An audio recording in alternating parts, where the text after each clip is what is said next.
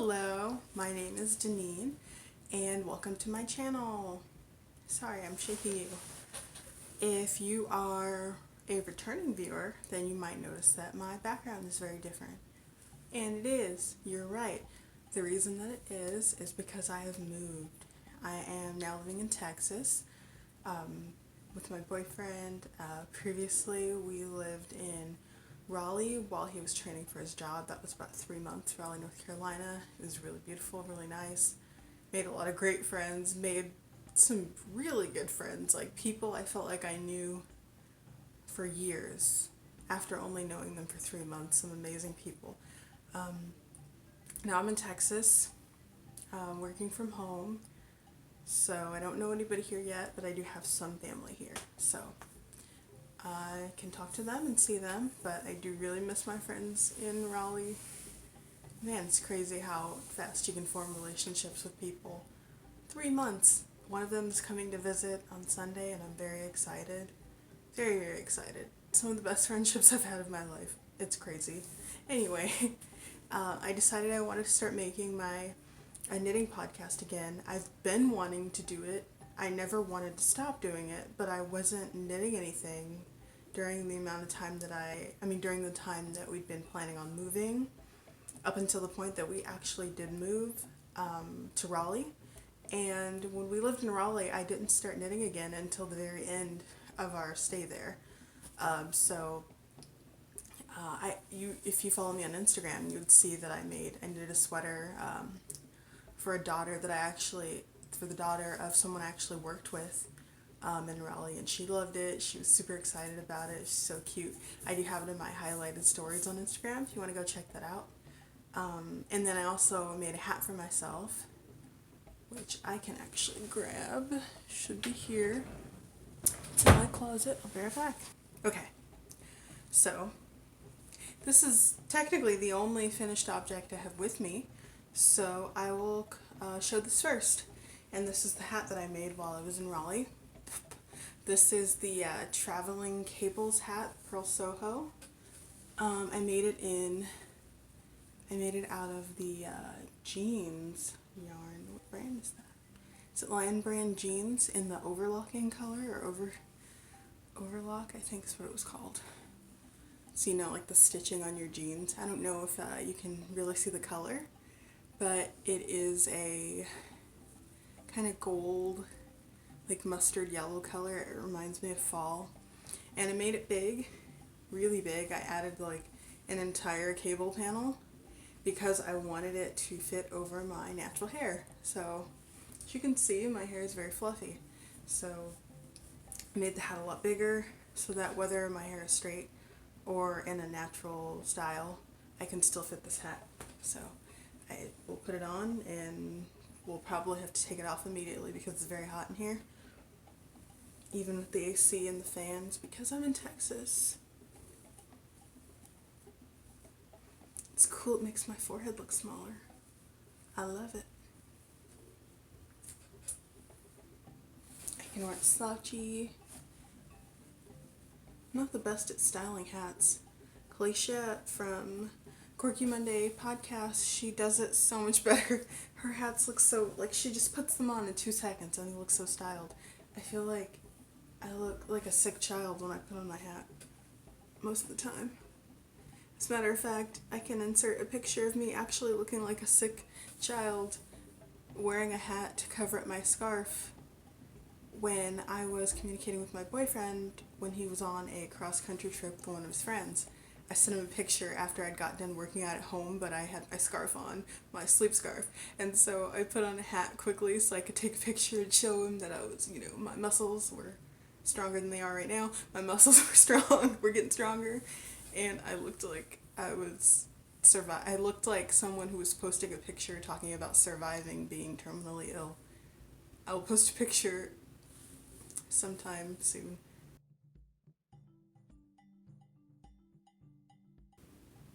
And you know what? The hat is actually not that hot. I think I can leave it on for a while. But I can also, I made the brim a lot longer than the pattern called for, so that I could roll it up. And if my bangs would cooperate, this would actually look pretty nice. I don't know if I'm gonna wear it like this, but either way, I like the hat. I love it. It's very cozy, and it's not, doesn't squeeze my head at all. It's perfect fit. Because I made it larger, because I have a big head, and because the natural hair, I don't have to worry about it just like sliding off gradually, because like, you know how, I think rubber bands do this sometimes. They'll just, when they're overstretched around things, sometimes they'll just roll off and pop. Well, sometimes hats do that to me because I have a big head. They'll just like roll off and just pop off. Now for works in progress. Don't need to see the bobby pin.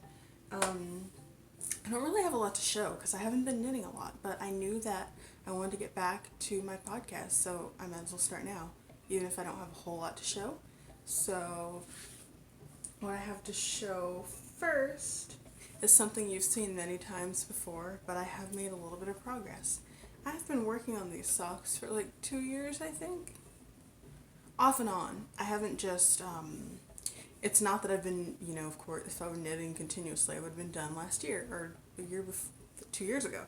But because I finished the first sock in this pair so fast, this is the Mercury sock by Drotar, or Drotar. I've never heard anybody say it, so I really don't know how to pronounce her name. But her sock pattern is gorgeous, and I'm really excited to eventually be able to wear the sock, or the pair of socks, but for some reason I can't get myself to knit on it. I think it was because I decided that project like sock patterns I generally knit when I'm on the go, so I only pick this up for long car rides, or in the case of 2 years ago when I was a teacher's aide at my college, I would knit on this between or before class would start, and because it was a cinema class, most of the time I was just sitting watching the movie with the students, so I would knit while I was watching the movie. This is how far I am on the second sock. So I don't have that much to, I mean, I could finish this like by tomorrow if I knit on it continuously, but am I going to do that? Probably not. Should I? Probably. I should probably have more finished objects under my belt for this year. The next item that I am working on currently, and more actively working on, not every day, but when I do, I get a decent amount done, is the Lumberjackie cropped cropped pullover, I believe it's called, by Vegan Metal Vamp. I have notes. Vegan Metal Vamp, yes.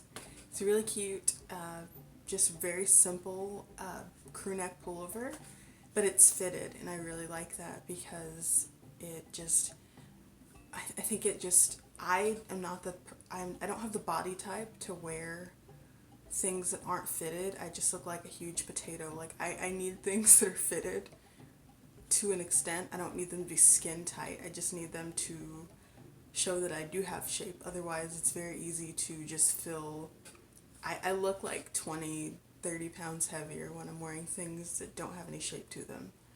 And I'm not a fan of that. So anyway, I love this pattern. It's a free pattern.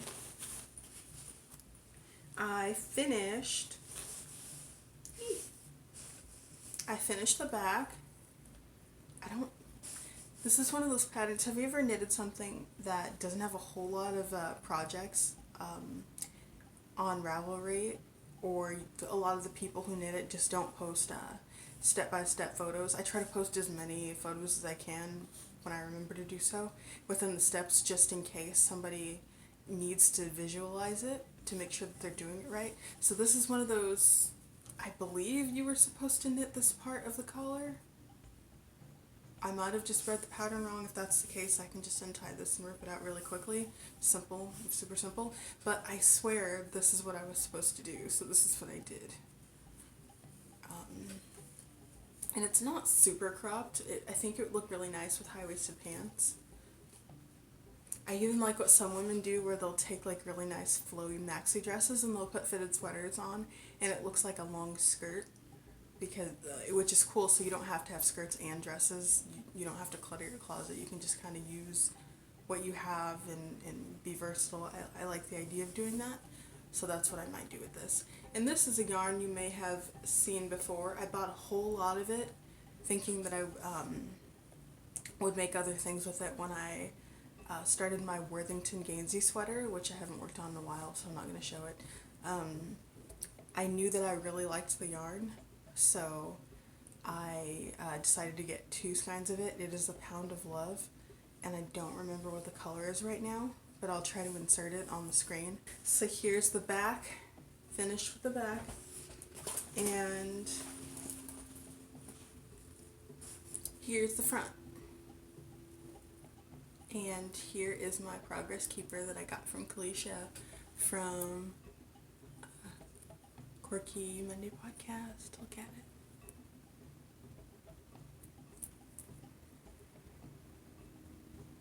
We did a yarn swap last year, and she sent really good stuff. I was almost embarrassed by the stuff that I sent, because I sent her the kind of yarn that people that I know who crochet are obsessed with. And I feel like the yarn that she sent me was so much better than what I sent her. I want to send her something else. And so I'll do that. I'm probably going to do that. But yeah, I was just thinking, she loves to crochet, and everyone that I know who crochets go insane over this specific type of yarn and these specific colors. And when they get coupons, they like buy out the whole section because, you know, crochet eats up all your yarn. And so I thought, ooh, she'll love these. And then when I got her yarn, I was like, this stuff is amazing. She got me like the coolest yarn stuff, like colors I would have never thought to buy for myself, and styles that I would have never thought to buy for myself, but I love them. And that's one thing I do really like about yarn, the idea of yarn swapping, is that sometimes other people can tell that you would like things that you yourself may not even know that you would like. And so I really like the concept of that, of someone that sees you and sees your style, is gathering data and deciding, I'm going to get this for her because she wears these colors and she likes these colors and these things and such, and it ended up working out really well for me. I love all the yarn she sent me. I brought all the yarn that she sent me with me here to Texas, I believe, except for the brown shawl and the ball, I think, because I had already started working on it. I'd already started knitting something out of it, and I don't believe I brought a whole lot of my works in progress with me.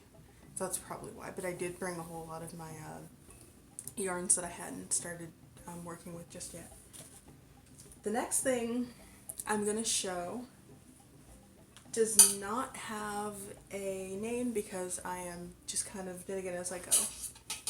It is a baby top-down raglan cardigan for no one in particular. Everyone that I know seems to have a baby, and I feel like this is one of those things where once you finish it, you can kind of picture who's gonna wear it and who's gonna look nice in it. So I think that's kind of how this is gonna go, you know? And also, some of them haven't had their babies just yet. Particularly my sister-in-law Selena, one of my favorite people in the world. She's currently pregnant, and I'm so excited. Oh my gosh, I love her. She is my brother's fiance's sister, and I've known her since I was in high school, and we've been close ever since. She's awesome. Anyway, this is what it looks like all wrapped together.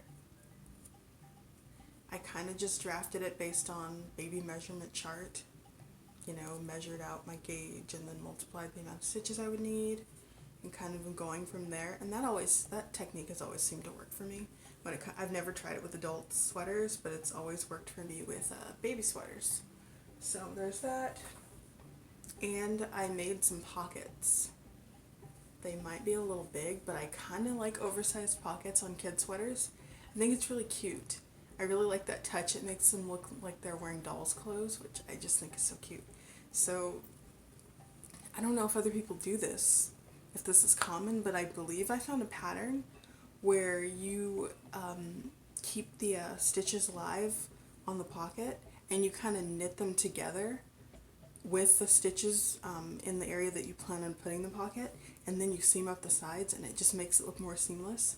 I don't know if I'm making that up, but I swear I've knitted a pattern like that. And if I can think of what it is, or if I have any pictures that indicate that I did that to apply a pattern, to apply pockets in a pattern, I will leave the text on the screen somewhere, probably somewhere over here, where there's a nice white background.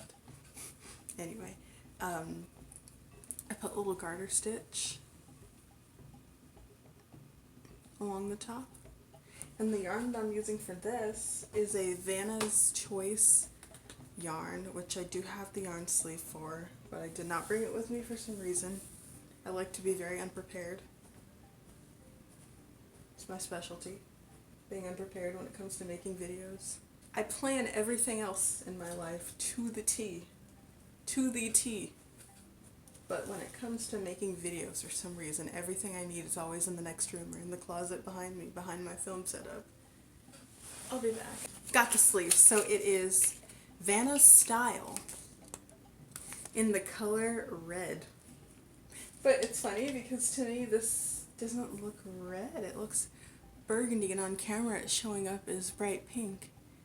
But it's showing up, I don't know, it is a pinky red. But look at this compared to a true red. The yarn that I knit the Mercury sock out of is a true red. Can you see that? This one is more pink. But the color is red. The color's called red and it's in the red family, so I guess that makes sense. This yarn is so nice. I love yarn that knits like this. Yarn where one of the legs of your stitch looks straight and the other one looks slanted, so it looks like a special, it doesn't look like stockinette to me. It looks like a tiny cable to me. You see that?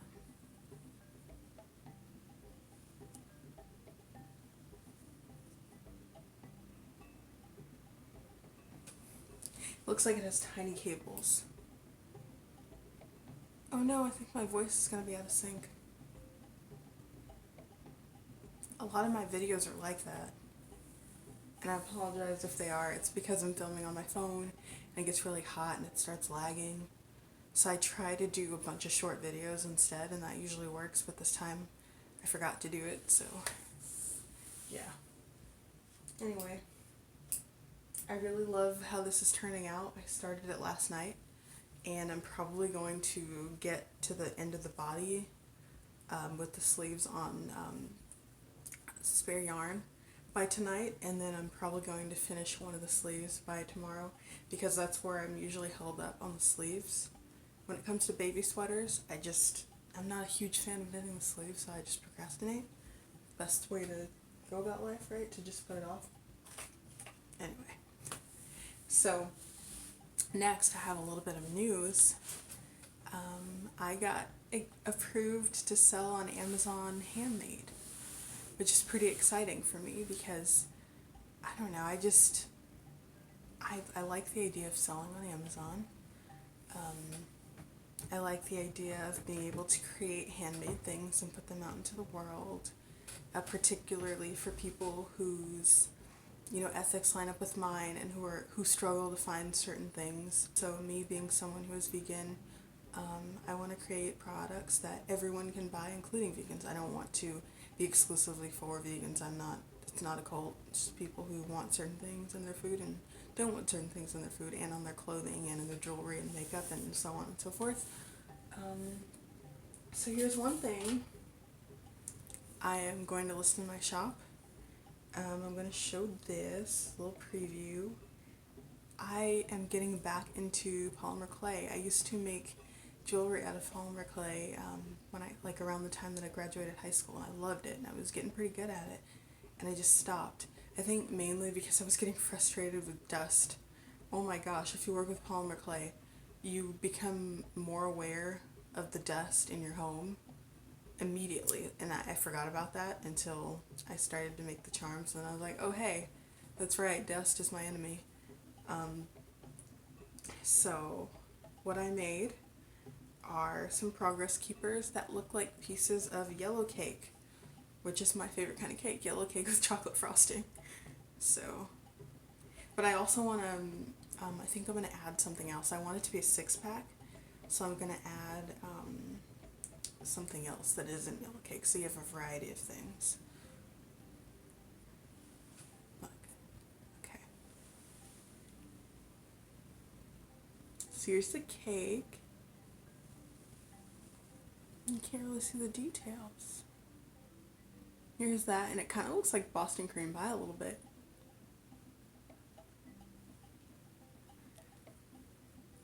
I made 3 slices, and I'm gonna put them, I plan on putting my stitch markers and project keepers on some kind of a ring so that it's not just floating in a package getting super tangled. They're gonna get a little tangled possibly, but you know, not as bad as they could. I spent a good amount of time needle tooling in little air bubbles so it looks like an actual cake. Or an actual slice of cake. And it's not picking up on the camera. But anyway, I love these. So I want to sell those. I want to do stitch markers and progress keepers, possibly some yarn bags and project bags. What else do I want to do? I eventually want to do some simple sewing items, or sewn items, like possibly baby things like burp cloths, but in really cute prints, and some other things that I know that people who are closest to me, so that's the thing, usually fill the needs of the people that you know, right? When you're going into business, you know that someone is struggling to find something, so then you end up feeling inspired to fill the gaps so that they have product that they need. So I'm at the age where most people I know are starting their families. So I think that's why I'm more drawn to making things for babies, because I'm seeing what they want and their frustrations and not being able to find those things. But I also want to make things for people who knit, because I knit. And I love really cute progress keepers and stitch markers. And I honestly didn't necessarily care too much whether or not they looked a certain way until I did the yarn swap with Kalisha. So thank you for that, Kalisha. Before that, I just had the very basic colored rings that you can get in a little pouch from your local craft stores. Those are the ones with the little flat ones. Those are what I generally used, and I didn't even use progress keepers at all. And now I see how great they are. I love them, and I'm so glad that I have them now, because it's very nice to be able to, keep track of where you've been, or in my case, what I use them the most for is for, my eyes are dry, is for patterns that have you knit a certain amount of rows and then do a decrease or do an increase or change up your color, whatever.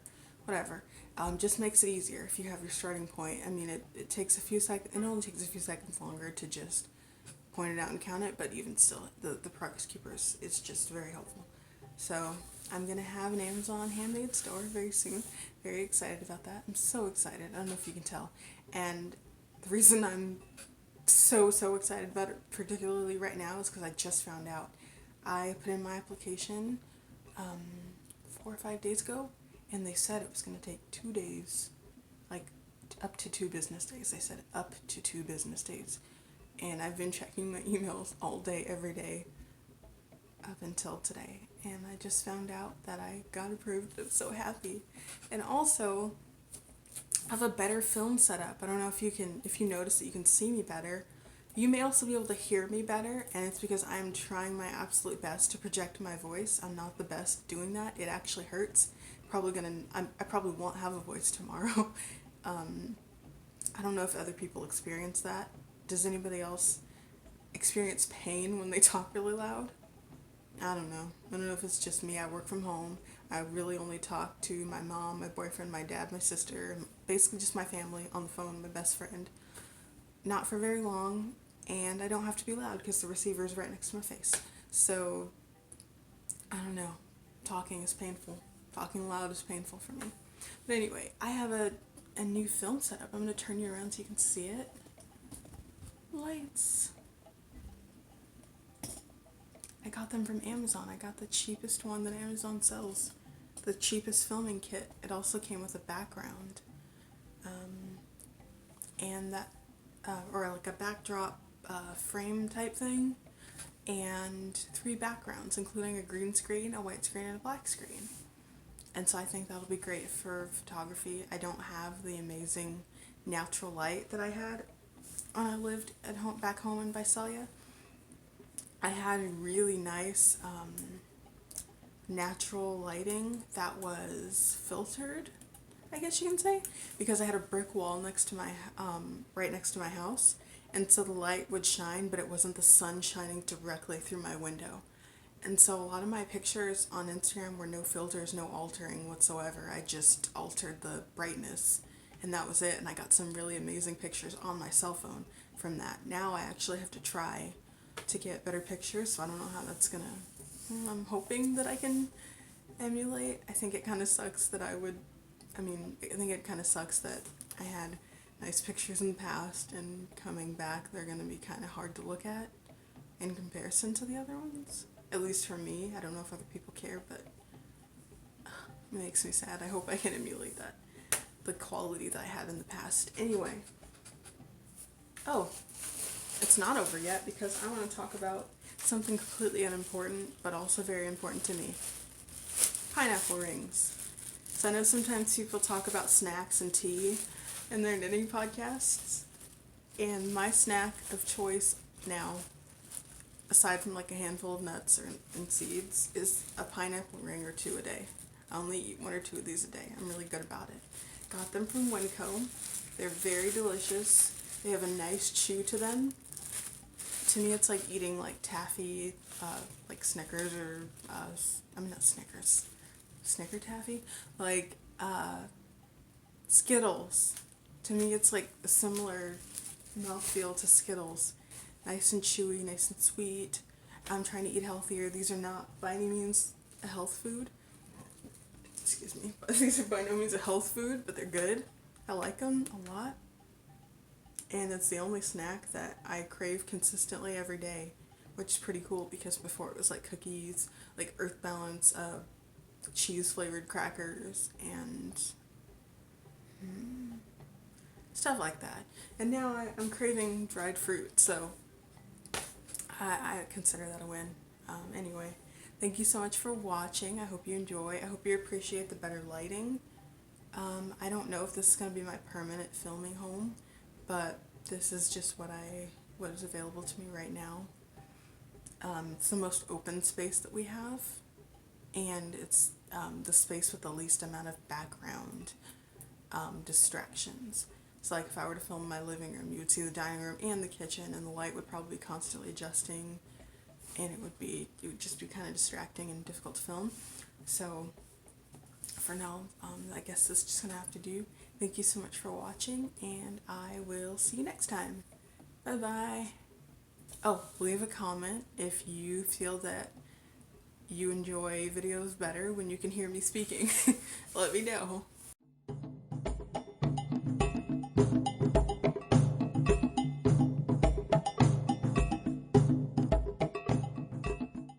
Because I really am trying. I promise, I'm trying. I'm really trying. My voice hurts right now. My throat hurts. My voice hurts? Yeah, it hurts. My throat hurts right now. Trying to project.